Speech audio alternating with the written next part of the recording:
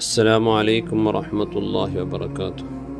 പരിശുദ്ധമായ റമളാൻ കേവലം ഇബാദത്തുക്ക് മാത്രം ഒത്തുകൊടുക്കടേ ഒരു തിങ്ങലല്ല. അതോടുകൂടെ ഞങ്ങളെ നടനുടിങ്ങ സ്വഭാവ ഗുണങ്ങ അതും കൂടി നന്നാക്കടതായ ഒരു സമയമായിട്ടിരിക്കണം. അതുകൊണ്ടായി റസൂലുള്ളാഹി സ്വല്ലല്ലാഹു അലൈഹി വസല്ലമ തങ്ങ ചെന്ന് ആരെങ്കിലും നിങ്ങൾക്ക് പറഞ്ഞെങ്കിൽ, നിങ്ങളെ ആരെങ്കിലും ആക്ഷേപിച്ചെങ്കിൽ തിരിച്ച് നിങ്ങൾ ആക്ഷേപിക്കാണ്ട് ഇന്നീ സ്വായമുൻ നാൻ നോമ്പുകാറാ ചെന്നിട്ട് മനസ്സിൽ വിചാരിച്ചിട്ട് മൗനമായിട്ട് നിൽക്കൊരു പ്രതിക്രിയ കൊടുക്കൂ പോകണ്ടാണ്ട് റസൂലുള്ളാഹി സ്വല്ലല്ലാഹു അലൈഹി വസല്ലം നമുക്ക് പരിപാടി തന്നു. അപ്പോൾ നിങ്ങളെ സ്വഭാവങ്ങൾ നിങ്ങൾ നല്ലാക്കണം. ഷീമത്തുൽ മുഅ്മിൻ ഖൈറു ദഅവത്തിൻ, ഒരു മുഅ്മിനായ മനുഷ്യരെ സൽസ്വഭാവ അത് ദഅവത്തിനാണ്ടി ദീനി ദഅവത്താക്കാണ്ടി യാറെ ഹൈറായിട്ട് കിടച്ചിട്ടുണ്ടെങ്കിൽ മനുഷ്യന്മാരെ നല്ലതിലേക്ക് നിങ്ങൾ വലിക്കലാണ്ടി യാറ എഫക്റ്റീവ് ആയിട്ട് കിട് ഞങ്ങളെ സ്വഭാവത്തെ കൊണ്ട് മനുഷ്യന്മാരെ ഞങ്ങൾ ആകർഷിപ്പിക്കണമുണ്ട്. അത് മുഖ്യമായിട്ട് കിടും.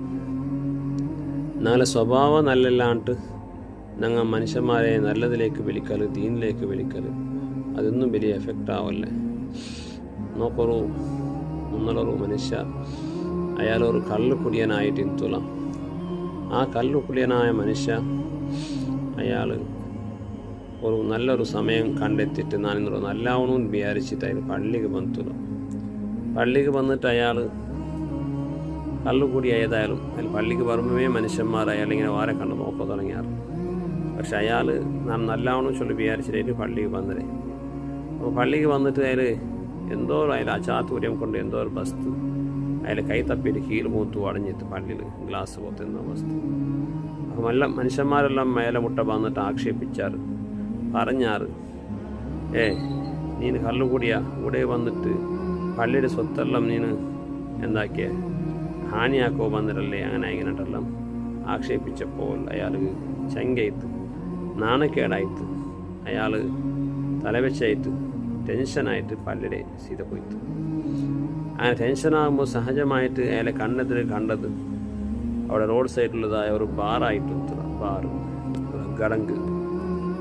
അങ്ങനെ അവിടേക്ക് പോയിട്ടായ അവിടേക്ക് പോയിട്ട് അവിടെ വെച്ചിട്ട് ഒരു ക്വാർട്ടർ അഥവാ ഒരു കുപ്പി കല്ലെടുത്തിട്ട് കുടിക്കൂ ഓർഡറാക്കിയിട്ട്.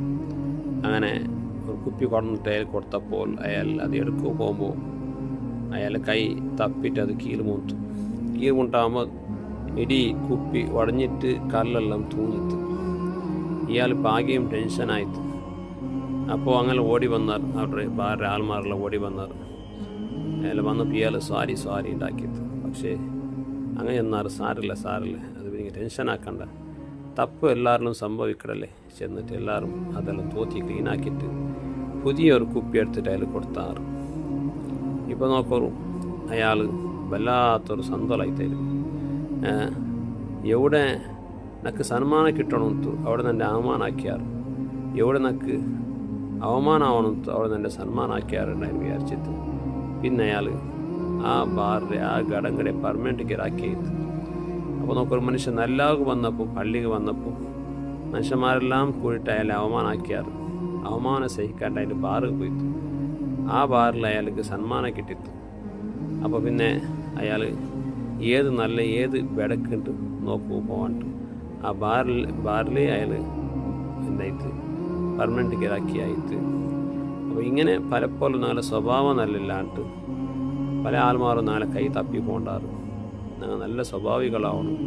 ഇബാദത്തും തഖ്വയും അതോടുകൂടെ നാളെ സ്വഭാവമേ ഏറ്റവും മുഖ്യമായിട്ട് യബുലുഹു ദറജത്ത ദറജത്തൽ ഖായിമി വസ്വായിമി.